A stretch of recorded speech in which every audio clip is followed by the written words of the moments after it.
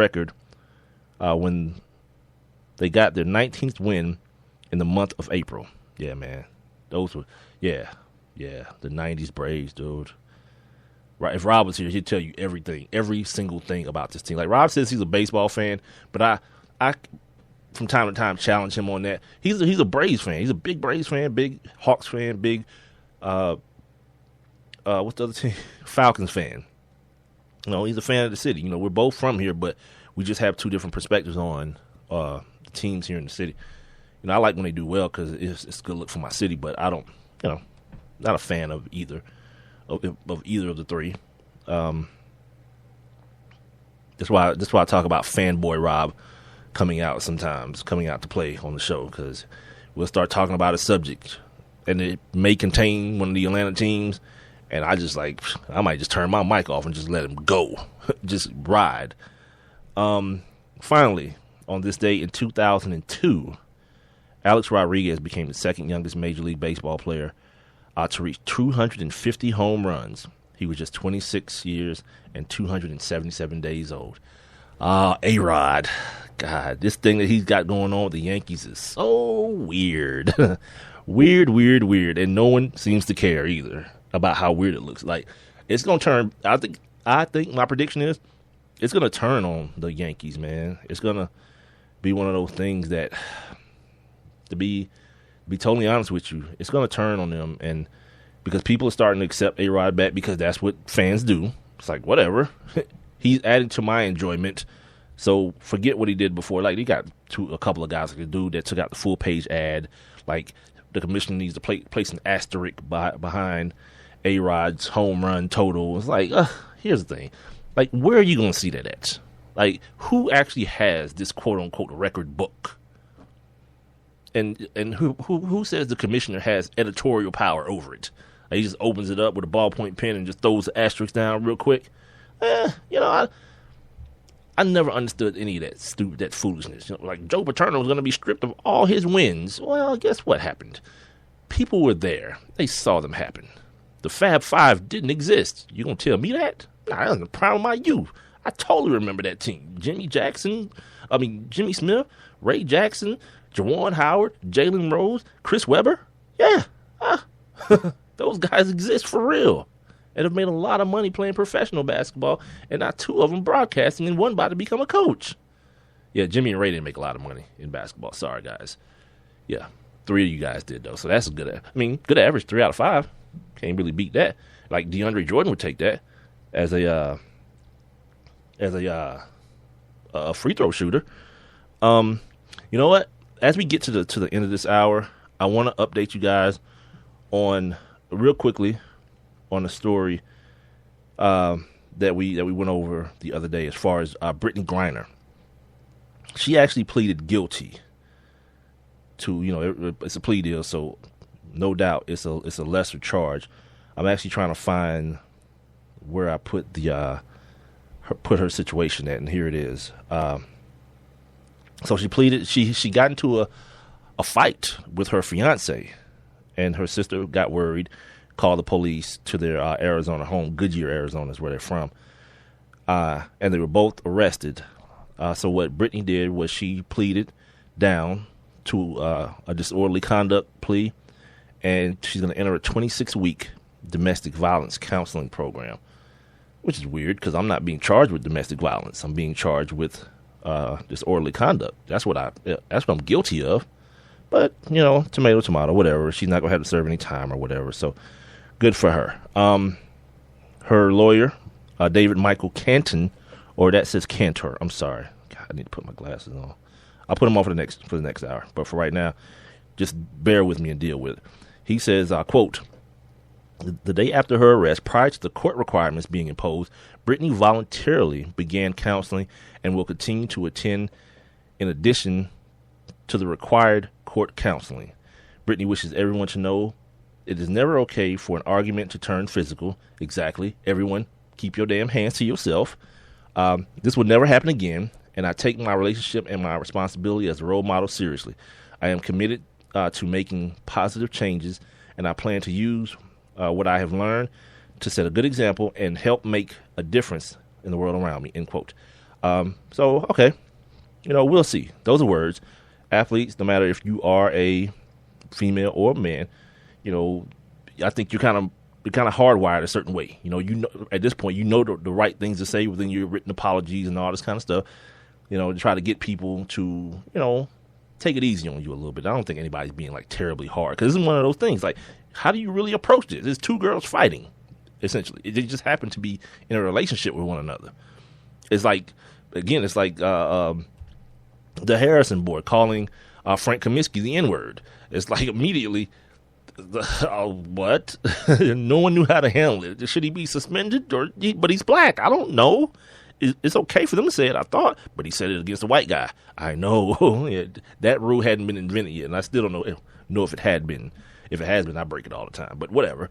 Oh, by the way, Brittany Griner and her partner, Gloria Johnson, they're going to get married still. They're still getting married, in the midst of her going through these 26 domestic violence classes. She's going to get married during that time. On May 8th, if anyone wants to, if you guys want to save the date for Brittany Griner's, for her wedding. Moving on here. I want to give you guys some of these NFL, or actually no. If you guys remember a couple of weeks ago, before we get into the NFL draft, the Florida State DB P.J. Williams was actually pulled over for suspicion of DUI. Now, he did not take a field sobriety test. He said he was not drunk. Told a police officer that he had been drinking earlier that day. I never get that situation. Like, if you ask me, have I been drinking? I'm gonna automatically say no. It'll make it a whole lot easier on you. No, it won't. Because if you find out otherwise, you're gonna do the same thing. You're gonna take me to jail and impound my car. You're not gonna find out I'm drunk and because you were honest to me, I'm gonna let you drive home or let you sleep here in the car till you sleep it off. You're not gonna do that. You're gonna lock me up anyway. I'm going to do my job as the suspect. You do your gig as the police officer. You find out the information you want to know. By the way, I don't drink, so, I used to. I used to get it in. But, since I stopped being a club hopping party host and promoter, or not promoter, because that promotions person, I wasn't promoting parties. I was doing promotions at a radio station, so it's different. I had no need to drink anymore. Like, it was all part of the element, and I don't do those things anymore. So, the old lady has wine and stuff downstairs, but I don't really like the taste of liquor. I don't. I like juice and sweet stuff, so I don't really like the taste of liquor. It served a purpose at the time, and it couldn't even be cheap. That's the other part about it. I couldn't get cheap stuff. It had to be everything had to be the platinum one or whatever it was, the platinum whatever it was. Tequila, vodka, whatever it was, it'd be like that one. And then it gets expensive. And then, luckily for me, I was doing promotions, so I would be around promotions chicks, and they would be promoting liquor. And some of it was good, like the effing vodka. There was this brandy. I can't remember what it was called though. The girls were promoting it at a Bill Bellamy, stand up years ago. What was the other one? Hypnotic. The Hypnotic girls was cool with me. So I got my hands on stuff. Not calling Hypnotic platinum anything, by the way, but you have a young lady over in my single days. Y'all was into that Hypnotic back then. That and that Alizé, all that stuff y'all was into. So I kept it on. I kept it in the mix. What was I? PJ Williams. So yeah, and then They just recently decided here this week that they weren't going to bring him up on charges because the dash cam failed. And the most important part of the dash cam was him doing that. He didn't blow or give blood. He didn't blow into the breathalyzer. Sorry, filthy mind people. But he did take the field sobriety test, but that was not on the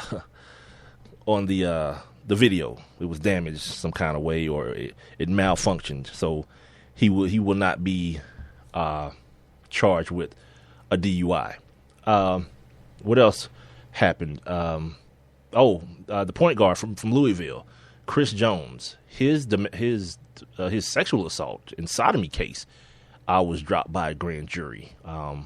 The prosecutor actually told people that, yeah, this is not going to go to trial because, they get a witness list, and everyone that was there, I guess it was a bunch of people there at the party, and even high school, like a high school senior posted something on Facebook like I was there, nothing illegal happened. The people who were there were all on Chris Johnson's side. Everyone said that the girl was just embarrassed, I guess, because all those people were there. It was 2 girls, as a matter of fact, so I guess they had like a little threesome situation going on. Or no, because I think 2 of his boys, so it was like 3 dudes and 2 girls. Like, that's 1 extra dude, guys.